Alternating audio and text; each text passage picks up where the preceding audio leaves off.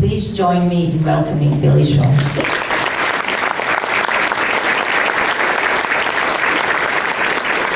Thank you, Yasmina, so much. Thank all of you for this opportunity. I'm such a huge admirer of what you do, and I feel like our work in particular is a very large beneficiary of what you do. So I want to thank you. I want to thank Yasmina for your leadership, your vision of what we can do for children in this country.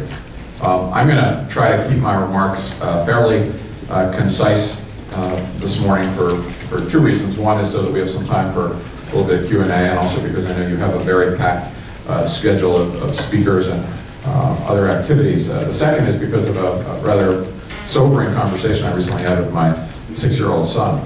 And I want to leave aside for a moment the improbability of me having a 6-year-old son, which wasn't improbable to me until, thanks to the magic of Facebook. As you know, you hear from people that you haven't heard from in some 30 years. And my Facebook picture is me and my wife Rosemary and our son Nate. And I got a message from Melinda Greenberg, who I went to school with, as I say, more than 30 years ago. And she said, "I saw you on Facebook. Isn't it wonderful? I have a grandson too." Actually not the case, but anyhow, this sobering conversation with Nate, which directly affects my speaking style, he had misbehaved with his babysitter for the first time. He's a really great kid, but he had a babysitter and he misbehaved, and my wife, Rosemary, was very upset. She actually called me at work and said I had to come home early, and that we needed to talk to Nate about his character and the choices he makes and his purpose in life.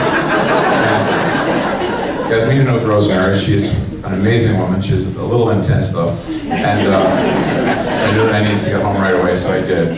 And we had this conversation with Nate, which was mostly a monologue, with Rosemary doing most of the monologuing. And after about 15 minutes of talking to him, and he was very respectful, said very quietly, she had the wisdom, I thought, to say, "Now Nate, is there something in turn that you would like to say to us?" And he just looked us dead in the eye and he said, "Thank you for your little presentation." I try not to evoke that in people that I'm talking to, but what I will say is that this is a very amazing time to be having this conversation about the importance of your work. I feel so many connections to Head Start, including a recent one. At the end of last year was Share Our Strength year. I started the organization 26 years ago. Last year was the year of the greatest growth we've had. We started with a cash advance back in 1984 of $2,000 on my Visa card, and we've subsequently raised and spent about $330 million on behalf of hungry kids in this country. And last year we actually raised a total of $34 million. But my favorite contribution, and I'm not exaggerating, my favorite contribution came the last week in December from 8 Head Start teachers in Fairfax, Virginia, with a note. It was $50, and they said, "We feel that your work is so important to our work, and that we can only be successful if kids in this country are not hungry, that we decided to forego our exchange of Christmas gifts this year and instead make a donation to Share Our Strength, because we have the most intimate familiarity of families who are struggling with hunger and poverty." So thank you for that as well. And as I say, I feel like there are so many connections between our work, and that's part of what I want to discuss this morning. In terms of the timeliness of this, really just amazing that, as Yasmina mentioned, the President gave a State of the Union speech last night, and the theme was that we need to do something about income inequality in this country. And the President talked about taxes, and the President talked about trade, and the President talked about manufacturing, and those are all important. But that is not where doing something about income inequality really starts. It starts in the place that you know best. It starts in our care of the youngest, most vulnerable children in this country. That's the only opportunity that we have to really solve this problem. And we meet at a time when the need has never been greater, with 49 million Americans living below the poverty line for the first time in the history of the United States.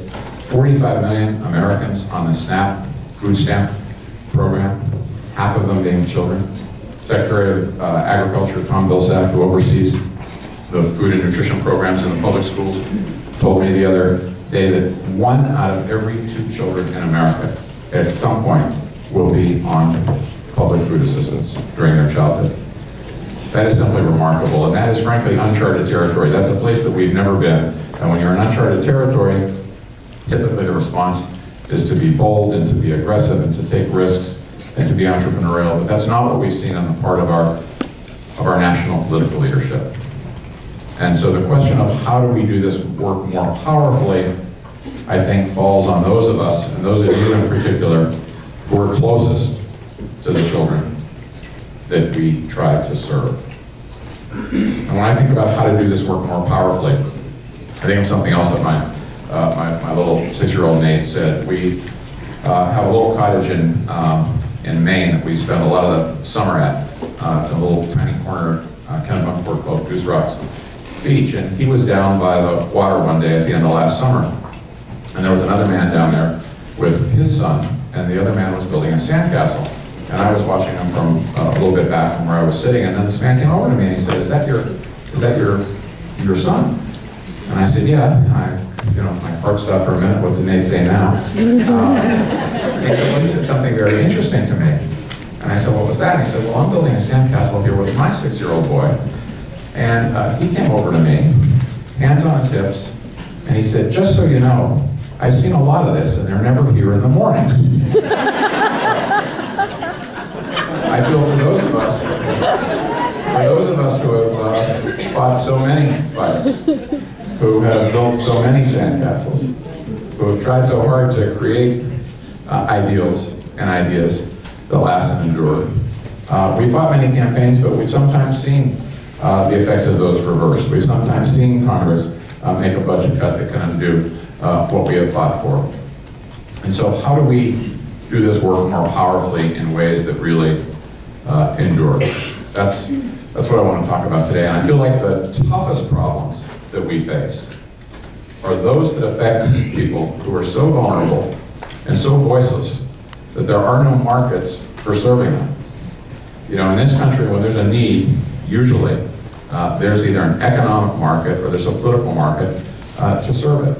If there were a market for feeding hungry kids in the United States, some Fortune 500 company would be doing it. It wouldn't be left to share our strength. So many of our nonprofit organizations, many of our community organizations, many of our philanthropic organizations are a response to that market failure. But that means that we're working with some very tough challenges to overcome if we want to be successful. What I thought I'd do is tell you a little bit about the way Share Our Strength has thought about this, a little bit about our history and particularly our growth, and most importantly, some of the lessons that we have learned that I think could be directly applicable to the work that you're doing. As I mentioned, we started the organization some 26 years ago, with the idea being that we would be a grant maker for the most effective anti-hunger organizations in the country, and that we would also provide nutrition education, particularly to low-income families, so that they could make great, healthy, and nutritious choices for their kids. And we have this phenomenal program that has been very tied to Head Start called Cooking Matters. Talk a little bit about that as we go on. But like most organizations at Share Our Strength, like most organizations, we found that we had a good idea. We grew to a certain point, and then we got stuck. We kind of plateaued. We had a little bit of a different model, which I won't go into in great detail here, but the idea when we started the organization was to be a grant maker for the most effective anti-hunger organizations, but not to be a re-granter. So we did this very unusual thing when we started Share Our Strength, and it's had a lot to do with where we are today. We made this decision that even though all we had at the time was this $2,000 cash advance on the Visa card, we made this decision that we wouldn't have any foundation money or government money or do direct mail or have a high donor program to support ourselves. So we backed ourselves into a very, very tight corner. What we ended up doing was very methodically organizing an industry that we thought would have a connection to our work, the restaurant and the food service industry, since they made their livelihoods from feeding people. We thought they would feel this connection to the issue of hunger. And that enabled us to grow. We asked chefs and restaurateurs to cook their food and wine events. We asked them to teach low-income families about nutrition and food budgeting and grocery shopping skills through the Cooking Matters program. A lot of companies who were marketing into the restaurant industry came to Share Our Strength and signed contracts with us. And we ended up with a budget of about $13 or $14 million a year. And we grew and grew and grew But by 2006, our budget was about $13 million a year, and in 2007, it was $13 million. In 2008, it was $13 million. But the needs were growing, and our own organization's needs, in addition to the needs of those we serve, was growing. So we knew that we were stuck on this plateau, and we had to find a way to break out of it if we were going to succeed on addressing the problem on the scale that it existed. So we started to think about things differently. We made a number of different kinds of investments that were far outside anything that we had done before, and we started to change our strategy in ways far outside anything we had done before. So 2006, 7, and 8, $13 million a year. In 2009, we jumped to $19 million a year. In 2010, we were at $26 million. Last year, I mentioned we were at $34 million. And this year, we'll be at $44 million a year. So something big changed for us during that period, and that's what I wanted to describe, at least in terms of the lessons that I think are applicable for what we all do. I'll give you, I think, 5, 6, maybe 7 specific takeaways that we've gleaned from this work.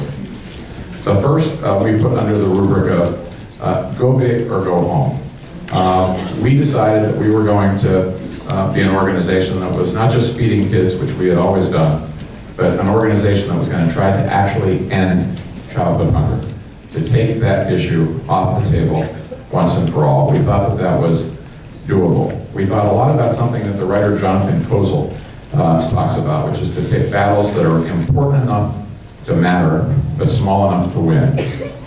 I just love that construct because there's so many important things that we all want to undertake. But at the same time, we want to have concrete victories that we know will enable us to grow our organization and have the resources and the credibility to go on. So when we thought about what's important enough to matter, it's not small enough to win, we thought about this huge number of Americans living in poverty, thought about the huge number of Americans who still don't have adequate health care, we thought about hunger in all of its dimensions, but we realized when it came to kids in this country who are hungry on a chronic basis, that was important enough to matter but small enough to win, and that we would assert that we could actually end childhood hunger. One of the reasons we were so confident that we could do this was that when you think about it, kids in this country are not hungry because we lack food. We of course have food in abundance. Kids are not hungry because we lack food and nutrition programs. We have those too. School lunch, school breakfast, SNAP food stamps, the WIC program, after school snacks, summer meals. So why are so many kids hungry? A record level of kids hungry in this country today. It's because they lack access to those programs. These programs are dramatically under-enrolled. I'll speak more about this in just a moment. But we realized that it was possible to actually end childhood hunger. And we set out to do that. We asserted that we were going to do that. And for us, it changed everything. Our stakeholders got inspired, they got motivated, they saw a light at the end of the tunnel, they saw that there was an issue that they had worked on that they may not have to work on year in and year out forever. We set up a time certain that we were going to do it by the year 2020. That time period has moved around a little bit, it actually got moved up a little bit earlier. But so that idea of kind of go big or go home, to set that goal was absolutely critical to us. It related to a second issue, which I think is that accountability is a powerful differentiator in a very cluttered marketplace. When stakeholders, whether they're policymakers on Capitol Hill or donors, are trying to decide where it makes sense to invest their money, an organization that's going to hold itself accountable, or a movement that's going to hold itself accountable to very specific objectives, I think has a big advantage. The politics around this in our little world were fascinating, because when we first presented our idea of ending childhood hunger to 50 or 60 of our allies that we work very closely with, many of whom we fund, we called everybody together here in Washington in a hotel ballroom like this, and we presented our strategy for ending childhood hunger. And of the 60 folks who were in the room, all anti-hunger advocates, I would say 59 of the 60 were energetically and passionately opposed to our idea.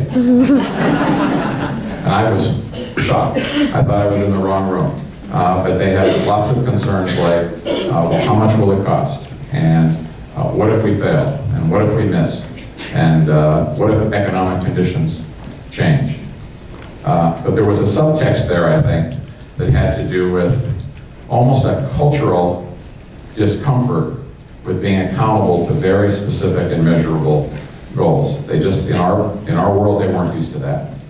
When we had the same conversation with our business partners, our corporate partners, our donors, with policymakers, it was the mirror image opposite.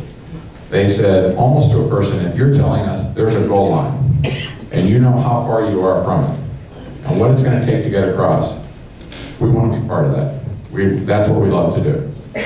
And so we realized that accountability was a very powerful differentiator, and that we could, in effect, grow the organization by taking that risk. It took us several years to bring everybody in our community around, but we did that. It helped when President Obama was running for office as candidate Obama. He adopted our goal and made a pledge to end childhood hunger by 2015. That was 5 years earlier than our strategy had called for, but we've been working along those lines. So accountability, a powerful differentiator. The third lesson that we took away was that internal capacity, wisely invested, equals impact.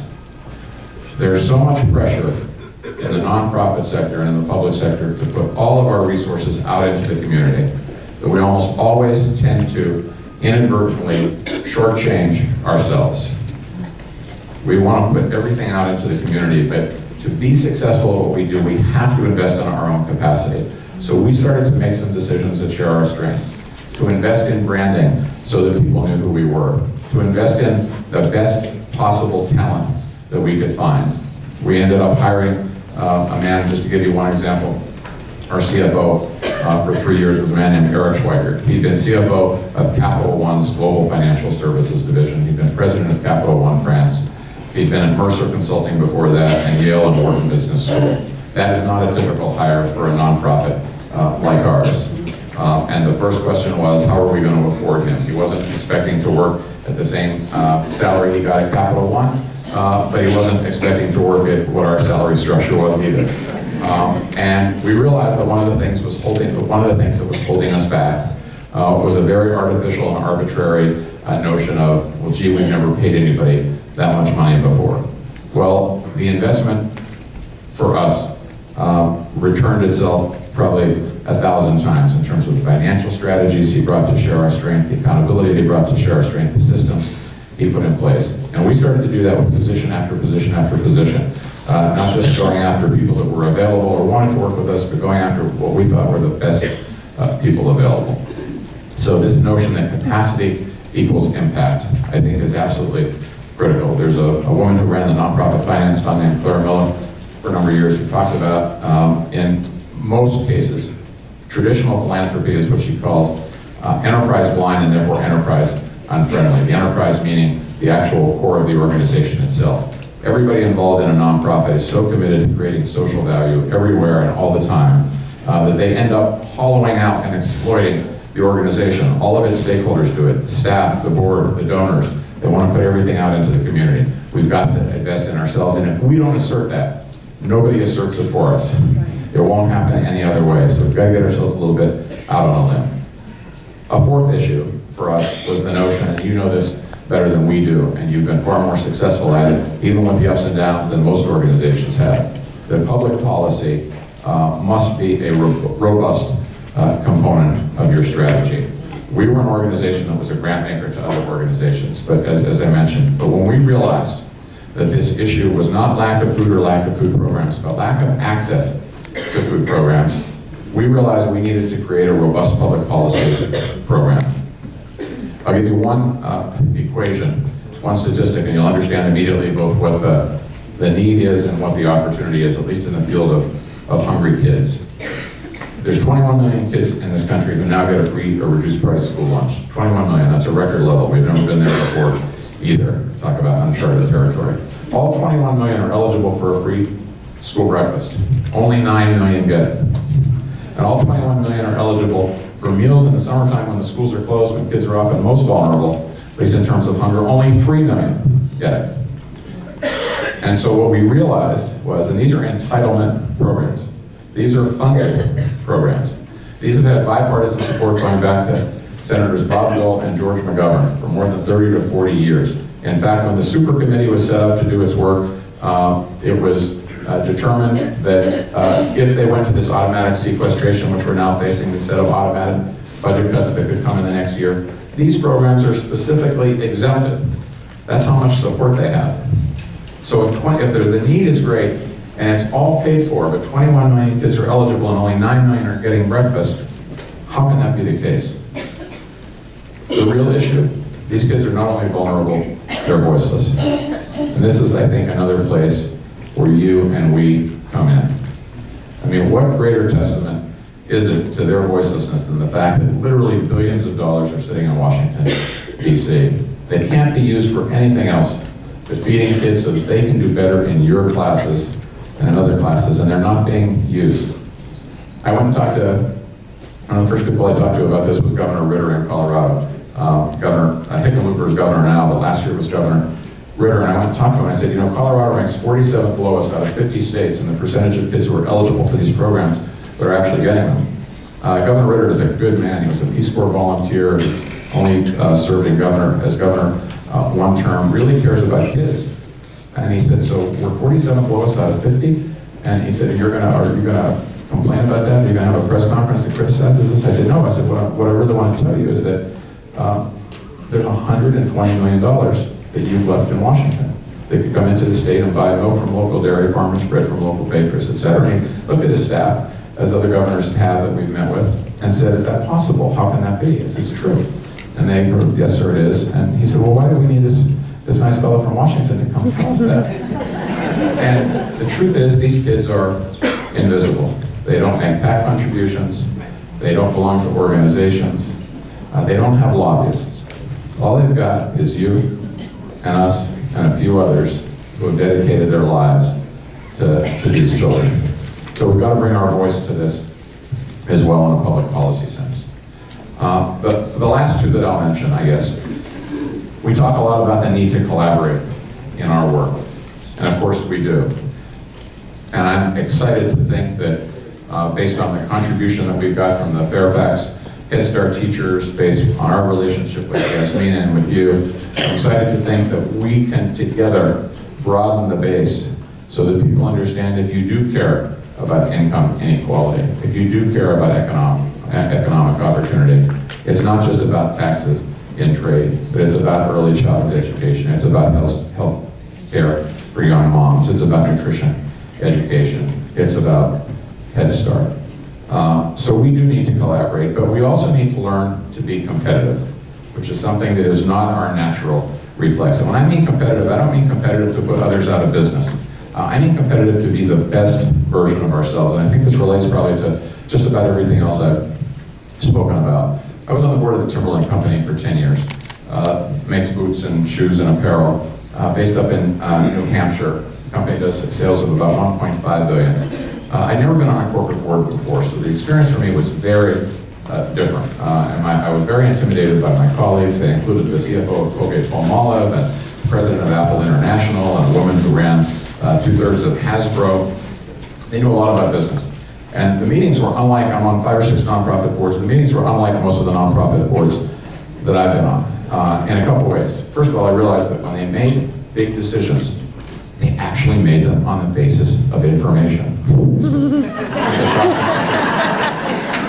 Research and data, and they really understood what they were deciding. But the second thing that I realized from the conversations were that the board and the senior management focused very intentionally on ensuring that the company was organized to outperform their peers. And the most important thing to them, and the most important thing that I learned, was that they understood that to compete at any level, you have to compete at every level. So Timberland never thought of themselves as competing to sell you and I shoes. They thought of themselves as competing to get the best people who worked in fashion and footwear to come and work at Timberland and to stay there longer than their counterparts stayed at Nike or Cole Haan or Reebok or whatever. They didn't think of themselves as competing to sell us t-shirts and apparel and gloves in the wintertime. They thought of themselves as competing to have a brand that stood for corporate social responsibility and rugged environmentalism. And they understood that to compete at any level, They had to compete at every level. In our sector, the resources are almost always the opposite. How can we do it cheap? How can we do it for free? How can we do it with not the best resources available, but whatever leftover resources are available? So this notion of learning to compete, learning to invest so that you outperform everybody around you, in the long term, creates a set of competitive strengths that I think are more important than anything an organization can do. Finally, I would say the overarching lesson that we took from this growth was that our greatest failures, when we have them, we typically, when we fail at something, we have a reflex to find some external cause or effect. We didn't have enough money, we had a failure of finances, a failure of strategy, a failure of talent. In our case, we realized it's almost always a failure of imagination. And the ability to imagine a future which does not yet exist, but is within our grasp to achieve, for us became the key to everything we did with this campaign to end childhood hunger in America. So I would say, as we kind of wrap up this part of the conversation, that we've got an opportunity, I think a unique opportunity in this country, to do more than build sandcastles. We have been at this work for too long, all of us, for our legacy to be kids who go to bed hungry, wake up hungry, get to school and are not ready to do their best. We have been at this work too long to let the tides of cynicism and special interest wash away what we have built. I would argue that in addition to building sandcastles, we need to build cathedrals. As Yasmina mentioned, I've written a few books, one of which is called The Cathedral Within. And I wrote it because I stepped back from our work to really try to understand, as you do when you've been at something for a long time, is the glass half empty, is the glass half full? What is it that we've achieved, and how do we build something that's really enduring and lasting and inspiring and magnificent? And I got very taken with the notion of the great cathedrals around the world, because many of them took hundreds and hundreds of years to build. 1,000 years later, they're still standing. There's nothing else in that category that I know of. And how did they marshal the support and the energy and the will to do that? And I started to visit cathedrals. I went to the cathedral at Notre Dame. I went to the cathedral at St. John the Divine in New York. I went to the cathedral in Milan, in Italy. And in closing, I'll tell you two things that happened to me at the cathedral in Milan. I'd gone there, I was on board of Timberland. I'd gone there about a month after I'd given a speech to Timberland employees. And I went there because it's the second largest Gothic cathedral in the world. It was started in 1330, it was finished in 1843. Second largest Gothic cathedral in the world, and I decided to go study it. There's a museum in the basement of it. So I went there for about 4 or 5 days. On my last day there, I'm standing in this brick right before I go to the airport, at least before I think I'm going to the airport. I'm standing looking at this cathedral, and as a result of my visit to the Timberland employees, they'd given me this beautiful leather jacket of the finest Timberland leather, and I thought, well, this is, and they gave it to me, I thought, great, it's February, I'm going to Italy, I'll have a leather jacket, maybe I'll look Italian, I'll fit right in. And so I'm wearing my leather jacket with the furry collar and the great Timberland leather. It's got my name stitched inside it. And way at the end of this very large piazza that sits in front of this cathedral, I see these two young, very attractive women who are it's either me or my jacket, I don't know which, but they're pointing and they're kind of gesturing towards me. And then, unlike all of my experience with women, instead of walking away from me, they actually start walking towards me. And I think this is going to be interesting, and I don't speak any Italian, it turns out they don't speak any English, but they love my jacket. And they're oohing and eyeing and touching it. One of them actually rubs the fur on the collar, another picks up the sleeve to her lips and kisses it. And I think, these guys at Timberland know how to make jackets. Well, within 30 seconds, they had picked my pockets clean, my passport. So this is the first lesson I learned at the cathedral, which I did not bother to put in the book. But the second, I guess, more relevant to why we're here today, is I walked into this cathedral in Milan. And you don't have to go to Milan to have this experience, but you walk into any of the great cathedrals. you kind of like, your breath almost catches in your chest. You look up as the architecture compels you to, and you see this magnificent structure that is bricks and stones and glass. And it's just bricks and stones and glass, but at the same time you know it's more than that, that this incredible force of humanity had to have been marshaled to build this cathedral. A cathedral that was started in 1330 and finished in 1843 took 513 years to build, which means that the only thing that everybody who worked on that cathedral could have known for sure was that they would not see their work finished in their lifetime. That was the only given.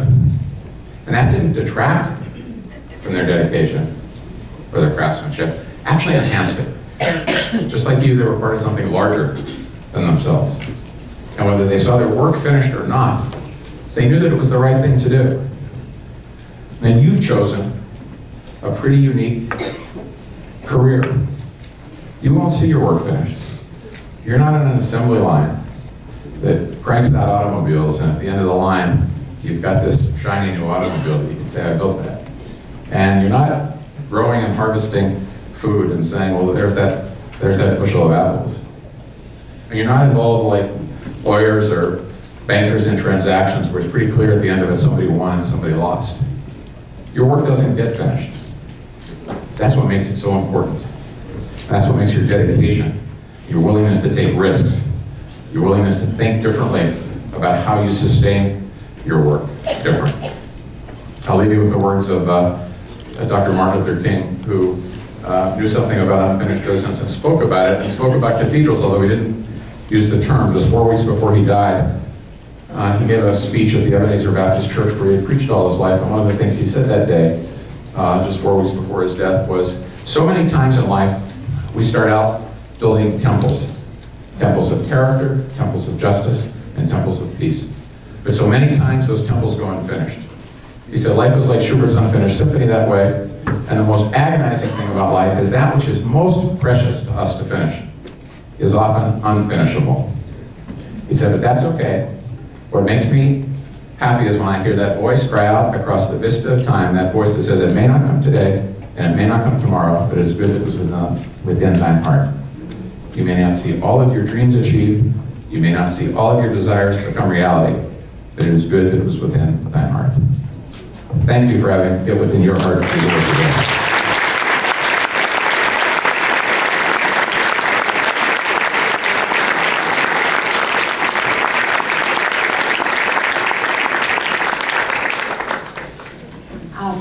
Questions? Do we have just time for a few questions? Yeah, we can take just a couple questions or comments or arguments or insults, compliments.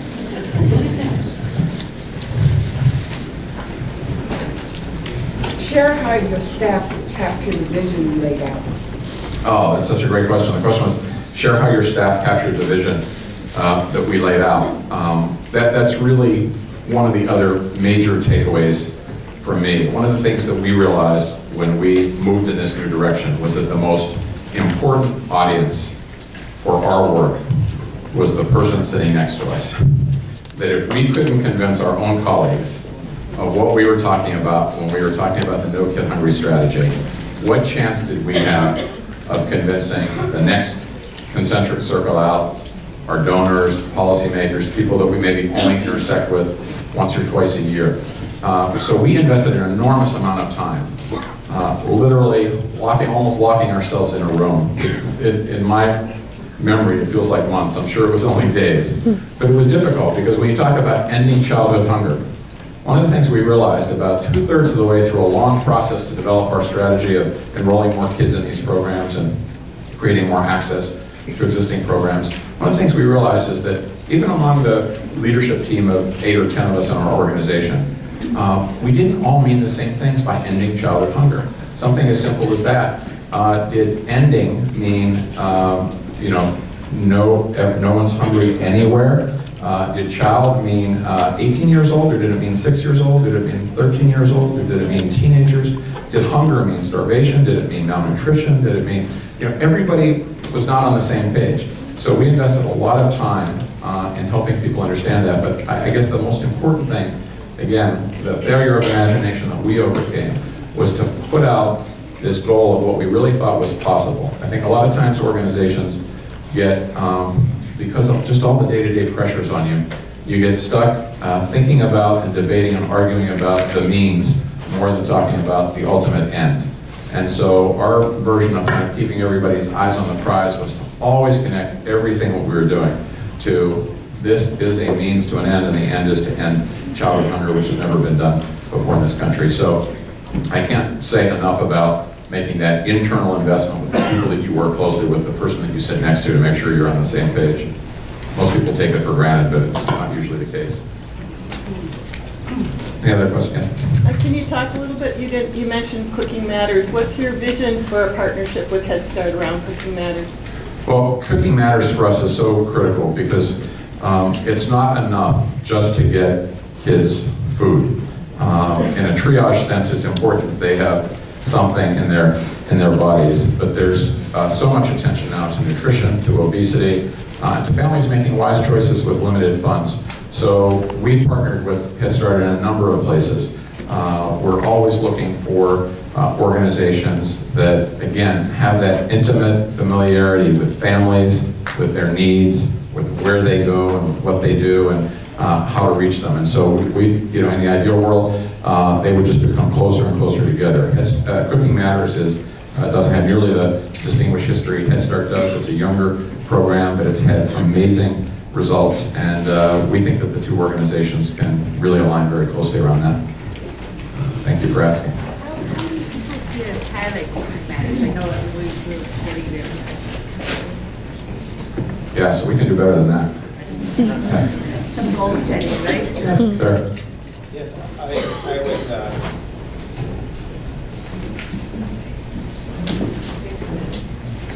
is this on? Okay. I noticed in your bio that you also have a background in politics, and which sounds really interesting. By the way, I saw you work for Senator Kerry. I helped work for his campaign when he was running for governor. But you move back and forth between the nonprofit, social sector, and the political world. And I was just wondering if you could comment on that. And how do you take some of those lessons that you gave up for us in the nonprofit sector, and how does that relate to working in the political arena? Yeah, so it's an interesting question. The day after I graduated college, I drove down to DC and I started working on Capitol Hill, and I worked for 10 years with Senator Gary Hart from Colorado, and then was chief of staff to Senator Bob Kerrey from Nebraska. So I ended up being a kind of a principal architect of 3 losing presidential campaigns. And had almost no choice but to make a career change. But I thought then, and I think now that politics is, and public policy in particular, more so than politics, is incredibly important. When we started Share Our Strength, we kept the two separate because at the time I was pretty identified with Democratic politics, and I didn't want Share Our Strength to be a partisan organization. But as you can tell from my comments, we came around to realize how important public policy is. One of the things that I think is important to think about is how do you balance the various sectors, because in my view there are things that in the nonprofit sector we can do that government cannot do. We can take risks, we can innovate in ways that is difficult to do in government. We can be closer to the people we serve, and we can learn from that and adapt from that. But after we've done all that, once we've built what we think of as the best possible product or service, use Head Start as a great example, then it takes public support to get that to scale. Scaling a good idea and sustaining a good idea depends on getting great results, getting great return on investment, but I think at the end of the day it depends on public support. And so, the stronger our product, I think the better the case is for public support. But if you think of, business, nonprofit, government as 3 legs of a stool, I think for that to be stable, they all need to be there. Good morning. I'm a Head Start director in Baltimore City, and before I was a director, I was a family service coordinator working directly with families. And you talked about having people make wise decisions with limited resources. In Baltimore City, we have a lot of access to free breakfast and lunch programs in our public schools, but what I found as a family service coordinator was that many families didn't want their children to take advantage of that because of the stigma. Yes. You know, at Head Start, we all sit at the table, everyone eats a meal, not someone bringing their lunch or buying lunch. What kind of strategies are you working with at the national level and local level to help destigmatize some of those programs to make families more comfortable with that? Yeah, it's a really great question. One of the reasons you have this enormous disparity between the 21 million kids enrolled in lunch and the 9 million in breakfast is because at lunch kids are already there, and at breakfast they have to go early, they have to be in line that basically says we're the kids who need a free school breakfast. One of the strategies that we've developed that's been absolutely fascinating to see this take hold combines universal school breakfast, so everybody gets it, with breakfast in the classroom. And this has been absolutely amazing. So when you have breakfast in the first 10 minutes of first period, your enrollment rates in school breakfast go, as you would expect, from about the 40% where they are today to about 95%. Initially, there has been resistance to doing that in terms of would it compete with instructional time? Would it, teachers unions and janitors unions, we've had teachers unions say things to us like, we teach math and reading, but we don't clean up spilled milk. We've had the janitors say, our contract says we pick up the trash at 12:30 and 3:30, not at 9:15 in the morning. So there's things like that, but they're all overcomable. The fascinating thing is, I was out in Compton Unified School District in Los Angeles a few months ago, and what they've done is they've developed an in-classroom breakfast program, and they decided, at least at first, to take all of the objections off the table. They have the children do everything, so each class elects a sheriff, a 10-year-old sheriff, and a 10-year-old deputy sheriff, and the sheriff goes down to the cafeteria and pulls a little red wagon with all the meals in it, and the deputy sheriff has a little garbage can with a plastic bag in it on wheels right behind him or her. The amazing thing is the teachers there will now tell you that this is the best thing that's ever happened to their classroom. Every child is on time because they know the breakfast is in the first 10 minutes. It's universal, so there's no stigma issue. And the teachers who once were a little bit skeptical, particularly on the issue of instructional time, now say this has been the greatest time saver ever for them in terms of having more time to teach because all of the kids are there. Nobody's saying kind of go to the nurse's office, that type of thing. So in-classroom breakfast and universal breakfast, we see it taking hold. We've done a lot to try to advance that. It's still got a long way to go. And Governor O'Malley in Maryland, by the way, has been a big asset to us in trying to advance this. Yes, maybe last question. Yes. Good morning. Almeida Keys from Washington, D.C., Edward C. McZeek Parent Child Center. I wanted to just get up and say thank you. We've had a long-standing partnership with Share Our Strength and the Cooking Matters, and we have incorporated it into our parent engagement. It is so successful that parents who have gone through the program are now serving as assistants and instructors in the program. And we have chefs from all over the district that come in and volunteer their time and work with our agency and with Share Our Strength. And we're just excited about the program. We will continue it, and we just wanted to say thank you. Well, thank you. That's great to hear. That's great news. I'm going to ask one of my colleagues, Chris, is here to stand up so people know you, because anybody who wants to get more involved with Cooking Matters, if Chris is going to be around at all this morning, would be the person to go to, and we'd love to see that happen. So thank you, and again, thanks for the incredible work you're doing.